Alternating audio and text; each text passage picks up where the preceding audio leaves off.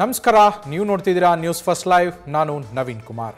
ಈ ಹೊತ್ತಿನ ಪ್ರಮುಖ ಸುದ್ದಿಗಳನ್ನು ನೋಡೋಣ. ಅದಕ್ಕೂ ಮೊದಲು ಹೆಡ್ಲೈನ್ಸ್. ಬೆಂಗಳೂರಿನ ರಸ್ತೆ ಮೂಲಸೌಕರ್ಯಗಳ ಬಗ್ಗೆ ಉದ್ಯಮಿಗಳ ಟೀಕೆ. ನಿನ್ನೆ ತಡರಾತ್ರಿ ಕಿರಣ್ ಮಜುಮ್ದಾರ್ ಶಾ, ಮೋಹನ್ ದಾಸ್ ಪೈ ಜೊತೆ ಡಿಸಿಎಂ ಮೀಟಿಂಗ್.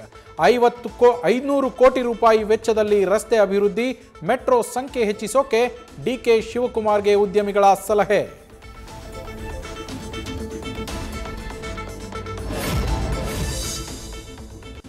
ಹೈಕಮಾಂಡ್ ಸೂಚನೆ ಕೊಟ್ಟ ಬಗ್ಗೆ ಸಿಎಂ ಹೇಳಿದ್ದಾರೆ. ಸಚಿವ ಸಂಪುಟ ವಿಸ್ತರಣೆ ಮಾಡೋ ಅಧಿಕಾರ ಇರೋದು ಸಿಎಂಗೆ ತಾನೇ. ಹೈಕಮಾಂಡ್ ನಿರ್ಧಾರಕ್ಕೆ ನಾನೂ ಬದ್ಧ. ಸಚಿವ ಸ್ಥಾನದ ಪ್ರಶ್ನೆಗೆ ನವಲಗುಂದ ಶಾಸಕ ಕೋನರೆಡ್ಡಿ ಪ್ರತಿಕ್ರಿಯೆ.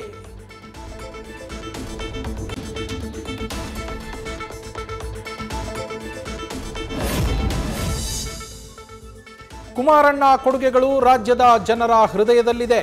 ಆದ್ರೆ ಈಗ ಸರ್ಕಾರ ಜನರಿಂದ ವಸೂಲಿ, ಹಗಲು ದರೋಡೆ ಮಾಡ್ತಾ ಇದೆ. ಇವರು ಕುಮಾರಣ್ಣ ಬಗ್ಗೆ ಮಾತಾಡ್ತಾರಾ? ಕುಮಾರಸ್ವಾಮಿ ಖಾಲಿ ಟ್ರಂಕ್ ಅಂದಿದ್ದ ಡಿಸಿಎಂ ಡಿಕೆಶಿಗೆ ನಿಖಿಲ್ ಕುಮಾರಸ್ವಾಮಿ ಟಾಂಗ್.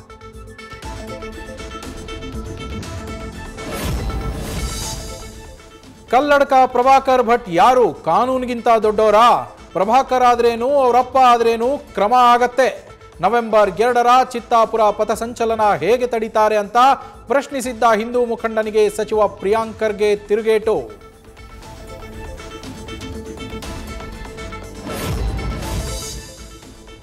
ಹುಟ್ಟುಹಬ್ಬದ ಸಂಭ್ರಮದಲ್ಲಿರಬೇಕಿದ್ದ ಮಹಿಳೆ ಸೇರಿದ್ದು ಮಸಣ.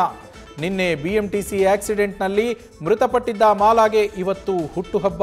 ಮುಗಿಲು ಮುಟ್ಟಿದೆ. ನಿನ್ನೆಯಷ್ಟೇ ಊರಿಂದ ಬಂದಿದ್ದ ಕುಟುಂಬಸ್ಥರ ಆಕ್ರಂದನ.